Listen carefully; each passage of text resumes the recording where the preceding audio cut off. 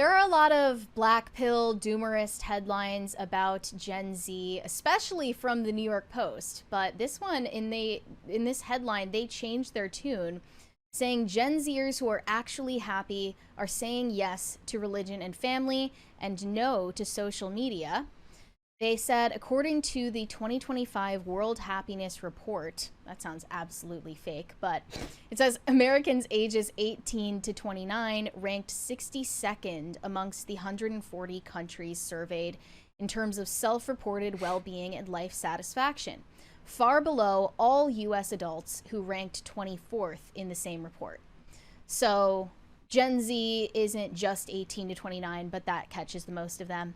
A small segment of young Americans are bucking the trend and finding happiness. The Post spoke with several. So they interviewed just a handful of self-reported happy Zoomers and what changes they have implemented in their lifestyles to ensure that they don't end up depressed and directionless like the rest of their generation. It's got to be getting off the phone, right? I That imagine is that number religion one. has even less to do with it than just not being on the dreaded, awful phone all the time. It's more about what you don't do to buck the depression trend than what you do. What everybody in these spaces does, and it's extremely relevant to the conservative media space because it tends to be mostly politics, where the lie is kind of you have to pay attention to all of this all the time lest you don't have all the information and your life is destroyed. And that can be true a lot of the time, but I would argue that a lot of people don't use it as an effective means of helping govern their life, but it's more a team sport mentality that people go into watching and listening about politics as a form of entertainment, which is, making their lives a little bit more depressed one day at a time. Not for everyone.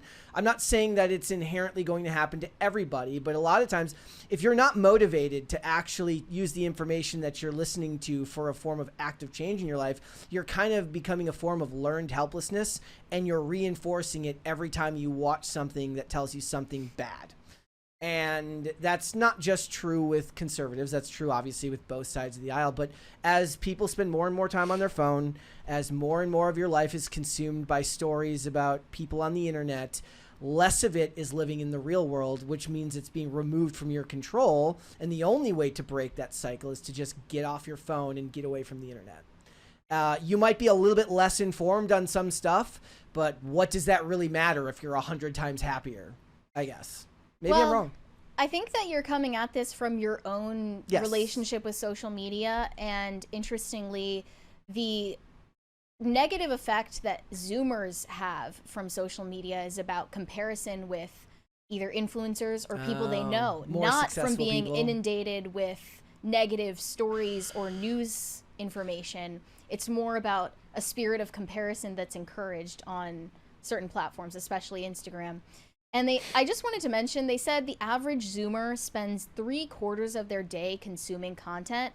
When I clicked the hyperlink, I found it was the opposite.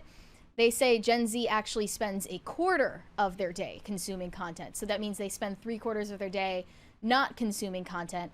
Spending 1/4 of your day consuming content, that's still a lot, but it's not what they said in the article. They interviewed one 28-year-old from southern Florida named Kevin Alexander who said, social media in and of itself is a very negative and toxic place. I don't use it that much. Alexander has suffered from cerebral palsy since birth and uses crutches for mobility. His disability taught him that comparison is the thief of joy early on, so he has always avoided social media, which he believes has been key to his self-described happiness. Quote, I happen to be disabled, so I tend to look more for positive things because I've certainly dealt with a host of negativity in my life through operations, through stigma, a lot of things. And he credits his intellectual pursuits as well for his positive outlook. Quote, I read a lot and I try to stay inside my own head more than listen to the external noise. I'm in my books and in my writing so that I can get lost in that world for several hours of the day at a time. And then a 20-year-old student studying business at Georgia Tech named Ben Feinblum said he believes social media is bringing his generation down and credits his positive outlook to restricting his use of it. And he had advice for enforcing this in your own friend group. He says that his Zoomer friend group actually, they shame each other for grabbing their phone when they're out doing stuff in real life. And I agree with that completely. He said social media makes people feel very comfortable being alone. And even when they're hanging out with people, they're on their phones, texting people that aren't even there. He turns off notifications on apps such as Instagram that aren't essential, and he and his friends have created rituals to stay in the moment while hanging out. My friends will be very conscious of who's on their phone and call them out. We stack up our phones on the table, and whoever picks theirs up first is the one who has to pay the tip for dinner. That's good. I mean, and let me make it perfectly clear. I'm absolutely 100% one of those people, so it's not necessarily hypocritical to know that you've got a problem in this type of situation. Sure. I should be on my phone less. I absolutely should. Olivia likes to make the pointed statement, how's the internet doing? And that's like my trigger to come back and put the phone down, because I do get caught up in it too often. Though that the issue for me isn't usually about comparison to other people, but more about just consuming news. Mm-hmm. Do you think that you would be drawn to pick up the phone if you're in a group of people? I mean, I think it's either. I think I probably have just as strong an urge to pick up my phone when I'm alone as I do when I'm in a group of people. Well, we do say that we need to bring public shaming back, and this culture needs more shame. And I think that method of enforcing it among your own friend group is really good advice. That most of Gen Z is not willing to take because they're so non-confrontational. And they probably wouldn't end up in a situation where they are having a real life conversation to begin with. Another 20-year-old student at Samford University in Alabama named Sarah Elizabeth Ellison makes efforts to rein in her social media use when she feels it's getting out of hand. She says, I can take authority and say, you know what, Instagram, Snapchat, or TikTok is affecting me. I got to delete it for a week or two. She also avoids bed rotting, a wallowing form of self-care beloved by Zoomers in favor of healthier pursuits. Instead, I'm going to go take a walk outside. I'm going to read a book. I think sometimes you need to escape whatever your situation is, and reading is the greatest resource. She also says, journaling has proved helpful to deal with anxiety. Just getting my thoughts out has always brought a boost to my serotonin. I try to get down 5 things I'm grateful for. Yeah. Actually, like what I found is like thoughts tend to make a whole lot more sense to me in my head than when I actually try to verbalize them or write them down. I can actually start to crystallize why an idea I have is really stupid if I actually just try writing it down and putting it to paper. There's a 20 there. From Vincent De Vecchis. Sorry if I mispronounced that. I'm kind of hoping liberal women keep not having kids and keep doing stuff like bathwater tubs, because tradcons will outpopulate them and we will all be happier. I mean, is Sydney Sweeney really the example of that liberal woman who is deferring marriage and family? I think that she probably could have been married by now if she wanted to stay with her fiance. Also, when I think of that, Tim likes to mention that like the left is a death cult and they're not having kids. But the problem is that they recruit, they don't produce. They're going to recruit your kids. They're not going to produce their own. We have another 20 from Tuxedo Mask. Anytime I get depressed, I just genuflect at my Mary Morgan shrine and feel immediately redeemed. Wait, what does genuflect mean? It's what you do in a chapel when you kneel down and cross yourself. Okay, so he goes to a shrine. I could not disavow that more. Yeah. But since you brought up religion, that was another thing that happy Zoomers credited for their happiness. They say this is a major reason for their contentment. Something that has always influenced me growing up with a dad that's a pastor. My faith has ebbed and flowed and changed a lot as I've grown up, but it's always been consistently there for me to fall back on. And then Kevin Alexander says his Christian faith has helped him frame his disability in a positive manner. The fact that I'm still here 28 years later makes me believe that God has me here for a reason. I have physical limitations, but he spared my ability to speak, to think, to write effectively. The idea that I'm here for a purpose keeps me from falling into generational nihilism. I think we have another 20 from No Control. The left reproduces like vampires. By what? Sucking the fun out of everything? Must be. I hear that Gen Z is nihilistic a lot. Do you think millennials don't have the same quality? It was you that kind of impressed upon me that there was a level of nihilism in Gen Z. That was never I came to agree with you, but it wasn't something I ever thought of in that way until you kind of put it into words. But I would agree with you. Are millennials nihilistic? I think millennials, that depends who you ask. Are you talking on the whole, or are you talking like... If we're just making generalizations, yeah. I don't know. Again, my experience goes back to politicism, and the millennials of the Obama era are definitely probably angry and annoyed. I don't know if nihilistic is the word for it, but they're definitely angry and protesting and all of that stuff. But again, that's me looking at it through a political lens. All my friends that aren't heavily political all seem perfectly fine living their lives with families or doing whatever it is, focusing on their career. And again, that's not the most in-depth analysis, because it's not like it's like we're talking every day. But from what I glean from looking at their lives online, they seem to be living perfectly happy lives. They don't seem to be bogged down by the ills of the world. Now, the ones who are heavily inclined to talk about that stuff definitely don't seem as happy to me, but that's just my interpretation.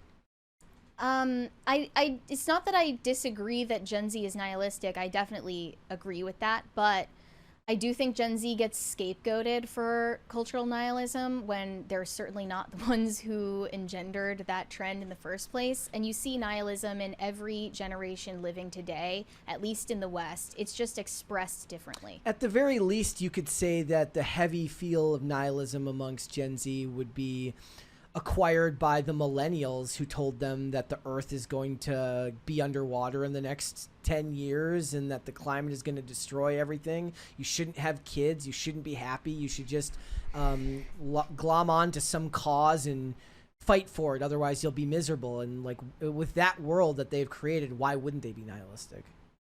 I think you're politicizing it too much. Okay. Actually, that was all like stuff on the surface level, but if you just peer beneath it, it is, I think, stemming from being raised without any spiritual meaning. And I think if you look at their parents, they are nihilistic as well. If you're making generalizations about baby boomers, their selfishness and also the fact that they were the divorce boom generation says that they are self-seeking, that they worship at the altar of the self. And Gen Z gets scapegoated for that, but it's the same value system their parents raised them to have. Gen Z gets scapegoated as the generation of self? Yeah. I mean, what's worse, an idea of somebody like living for themselves or obsessively living to be seen as good for living for other people, right? So is that like millennials have activist inclinations where the desire is to help others, but really it's just so that you look like a good person, which is, again, just seeking for self? Yeah. We have another 20 from Chubbs82. I agree. Let's bring back public shame for men who don't fulfill their duties to their family, their country, and God. Too many. I was going to join men after 9/11 and absent dads who lecture me on Christianity. I don't know what That felt like a non sequitur at the end. what that was at the end that had anything to do with the prior statement. But I don't know. Wait, were you like a girl and you were going to become a man after 9/11? Then I saw that they linked to this study from 2023, and people were talking about this last month as well, the rise in religious practice and church attendance among Gen Z.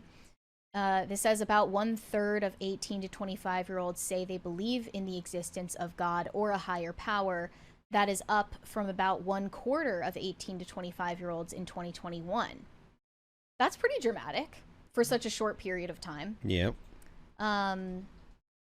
And a lot of that is community, sure, and it doesn't necessarily count as an argument for believing in God or a higher power, but the sociological utility of religion is undeniable. I just think that there are too many influences boiling it down to just the social utility. Okay. Yeah. Jordan Peterson has been getting called out for this on the timeline for the past few days because of his Jubilee debate, where he was, it was a Christian debating 25 atheists. and they kind of pinned him on this, and they were like, are you a Christian? He wouldn't really commit one way or the other to identifying as such, and we were like, why are you even in the room? Why are you representing Christians in that room? He's like, they called me and asked me to join. I do want to point out, he has made a whole brand of talking about religion, and he emphasizes the social utility of religion, which is true, but that I think is too reductive. And if it's just a false narrative that people tell themselves to feel better about the world and about their finitude, then it is worthless. I also want to point out that Shane Cashman said that Jordan Peterson looks like the Riddler, when it's, of course, very, very wrong. He does look like Two-Face, however, in that suit. That's something I will always defend. Jordan Peterson's custom suits look really cool. I don't care. I don't care what anyone says. I'm saying, like, imagine you're going out and you're having this intellectual debate, and the guy's like, I can't take you seriously right now. Another Zoomer said, I take time for myself, but so much of my day is to help others, to take care of my family, to take care of my baby. I think the number one problem in my generation is a lack of meaning. People my age, their life is about them and serving themselves and always seeking out more pleasure. She says getting married early at age 25 and starting a family soon after has given her more purpose. Yeah. Okay. But again, you can observe the same self-seeking and self-serving trends in any generation alive today in this country. Yep. It's just expressed differently. And you think that that Gen Z has, in particular, gotten a bad rap as something that's actually indicative of every generation? They're hyper visible because they post everything online. That's why. I mean, maybe that's why. Is like a lot of it is stuff that other generations have felt, and Gen Z is just taking the time to actually put to words in their videos on TikTok. But at least they're asking questions. Like, I respect that. I think that Gen Z is at least faith curious. I mean, do you think that that's something that will change over time? Like, I wonder how much of it is like, what I've seen from a lot of people who end up finding religion later in life is like they've explored all areas of something that they care about, whether it's their profession or something that they, some hobby of theirs that causes them to think a lot. And they get to the end of the line of that thought process and then start considering more things. Maybe the idea is like when you're overloaded with information from the get-go now at a younger age, as Gen Z is you just start getting to that more esoteric questioning earlier in life. In conjunction with the fact that life can feel so hopeless, and one of the most natural things for someone to do is to start considering that there's something greater than you, because it offers more hope than the nihilistic atheist approach of just saying, this is it, whatever. Yeah, I think also the material scarcity that surrounds Gen Z has left them with fewer distractions or fewer consolations.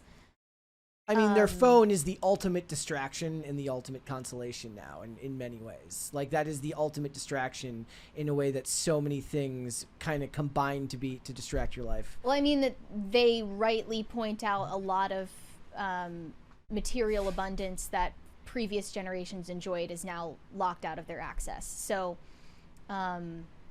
if you can't find some semblance of meaning in material comforts that you cannot afford, what options do you have left? Thanks for watching. Listen to full episodes of Pop Culture Crisis on Spotify. Keep up with us on social media and make sure you subscribe and ring that bell so you never miss the show. Bye, guys.